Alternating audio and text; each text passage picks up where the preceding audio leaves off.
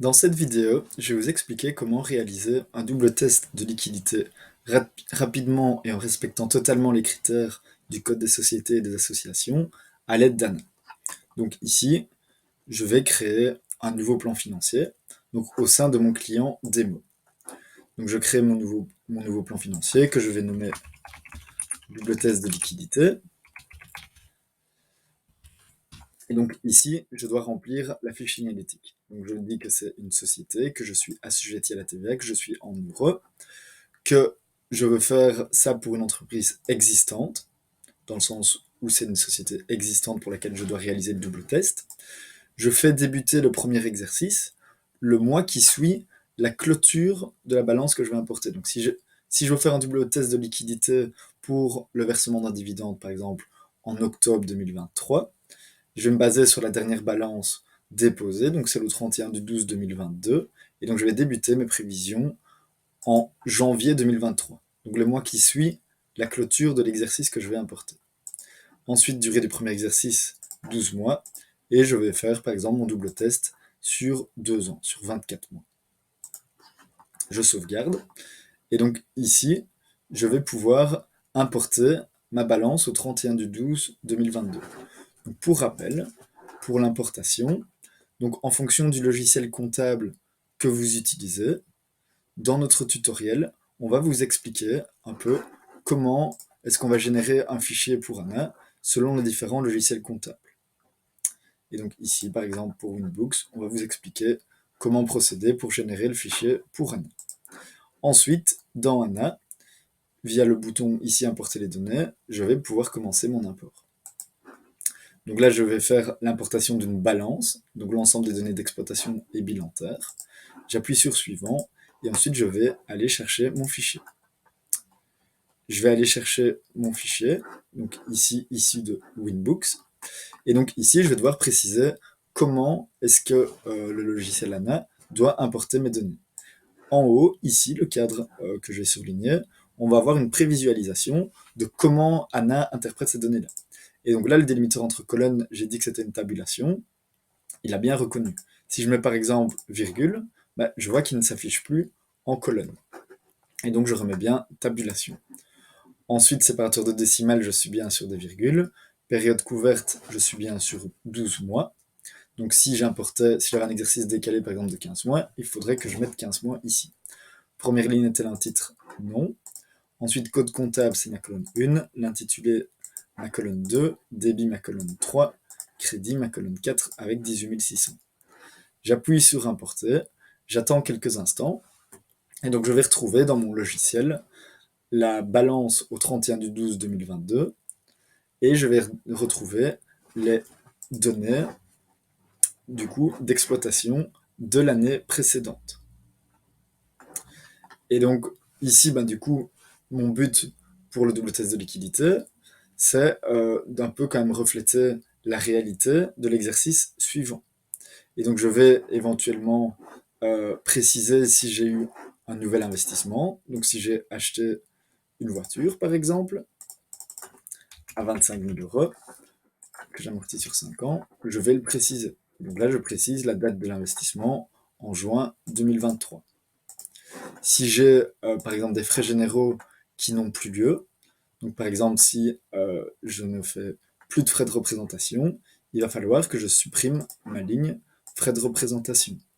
Si j'ai un nouveau frais, même chose, il va falloir que je le rajoute, donc que je travaille vraiment sur mes données prévisionnelles. Si je prévois par exemple d'engager quelqu'un, donc d'engager un employé, que je souhaite l'engager au mois de juin 2023 et que je le paye 2500 euros brut, donc ici j'ai l'ensemble du calcul salarial qui sera réalisé, il va falloir que je le précise. Et donc ensuite, une fois que j'aurai travaillé sur mes hypothèses futures, je vais pouvoir aller dans fiscalité et puis double test de liquidité. Ici, je vais retrouver mon test de l'active net et mon test de liquidité. Donc je précise la distribution prévue. Donc ça peut être utilisé dans le cas d'une distribution de dividendes, mais également pour la distribution de réserves de liquidation, ou même pour une diminution de capital. Donc je précise le montant de mon dividende. la date de distribution, donc par exemple octobre 2023. Ensuite, je dois préciser si le montant est déjà prévu dans le bilan de départ ou pas. Donc ça, c'est dans le cas où si j'ai un 471 dans mon bilan de départ, donc dans la balance que j'ai importée, je vais devoir ici cocher cette case-là, et je vais devoir, en mois d'octobre 2023, également diminuer mon montant. Et donc ici, je regarde ici dividende de l'exercice précédent, je n'ai rien. Donc je n'ai rien à faire à ce niveau-là. Donc je retourne dans mon double test de liquidité, donc dans ce cas-ci, il n'était pas prévu dans mon bilan de départ, donc je le décoche. Et donc sachez que s'il est prévu dans le bilan de départ, il faut que je mette la distribution prévue ici, et que je solde le poste dans mes créances et mes dettes. Donc ici, après, je retrouve mon test de l'actif net, donc sur base d'un dividende de 50 000 euros. Et donc ici, j'ai le petit pouce vert qui me dit que sur base de la balance au 31/12/2022, je peux verser 50 000 euros de dividende. Ensuite, ici, je retrouve mon test de liquidité. Donc test de liquidité qui respecte totalement les exigences du CSA, dans le sens où je vérifie bien si, sur base de toutes les infos dont je dispose à la date du versement de dividende, que dans les 12 mois qui suivent, je n'aurai pas ma trésorerie qui sera négative. Et donc du coup, que ma trésorerie reste bien positive. Et donc ici, je vois que j'ai bien une diminution de ma trésorerie, mais je constate que j'ai bien le pouce vert et donc que je peux bien distribuer ce montant. Et donc je pourrais également utiliser cet outil pour voir est-ce que je pourrais par exemple verser 100 000 euros. Et donc là, je mets 100 000 euros et je vois que le trou s'accentue, mais que j'ai toujours une trésorerie qui est largement positive. Et donc je pourrais dire au client qui pourrait se verser 100 000 euros de dividende. Ensuite, une fois que j'ai fait le double test de liquidité, que j'ai mes 2 pouces qui sont verts, je vais bien sûr pouvoir générer un rapport. Un rapport que je pourrais transmettre à mes clients. Donc j'appuie sur la petite imprimante, et ici je peux sélectionner le template, par exemple par défaut, double test de liquidité. Je sélectionne ce template, je rajoute éventuellement le logo et la couleur, j'applique la configuration, et là, je retrouve du coup mon fichier plan financier. Et donc, avec ma page de garde et mon logo, ma table des matières, la signalétique, et après toutes les infos dont j'ai mentionné dans mon plan financier. Donc mon double test de liquidité, distribution de 100 000 euros, distribution en octobre, et après la preuve que mon test de l'actif net est bien rempli, et le test de liquidité également. Et donc après, je retrouve le détail de ma trésorerie, et encore d'autres tableaux prévisionnels. Donc voilà, dans cette vidéo, un peu comment réaliser un double test de liquidité. Sachez que si vous voulez affiner vos prévisions, c'est possible. Donc dans le sens où les limites dans ce que je vous ai montré, c'est par exemple que là, on n'a pas tenu compte de la saisonnalité.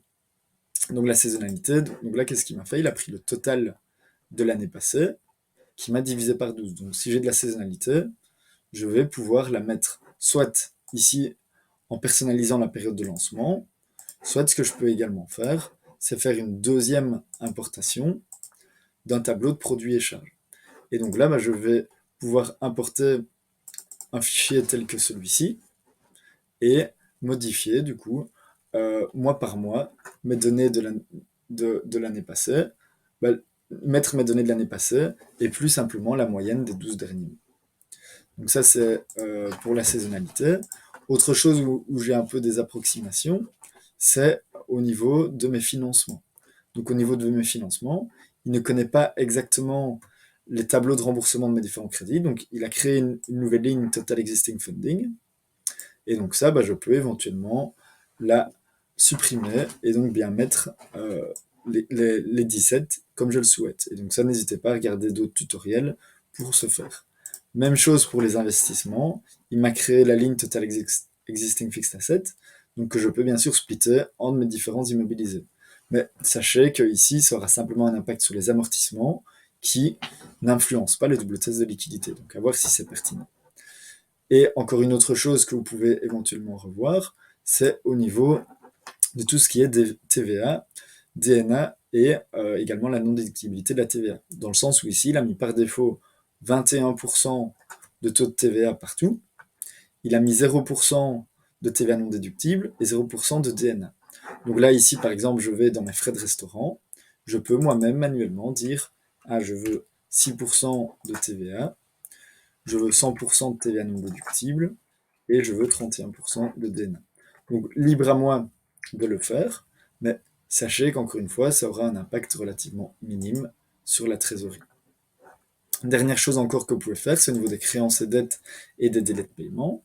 Donc ici, les créances, si je regarde par exemple mes créances clients, bah, elles sont à 100 000 euros et elles courent à 100 000 euros jusqu'au bout des prévisions. Et donc du coup, il n'a pas tenu compte de délai de paiement. Et donc ça, je peux bien sûr solder mes différentes créances et mes dettes. Donc je peux par exemple prévoir le remboursement de l'ensemble de mes créances clients en janvier 2023. Et après, je peux mettre un délai de paiement sur mes ventes.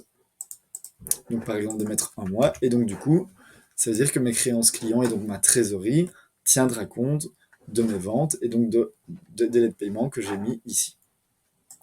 Et donc voilà les différentes choses que je peux faire si je veux affiner mon double test de liquidité. Donc en fonction des circonstances, ça ne sera pas toujours indispensable, mais si je veux vraiment le nec le plus ultra, je peux bien sûr faire tout ça dans un an. Voilà, c'en est tout pour le double test de liquidité. Si vous avez des questions, n'hésitez pas à nous contacter.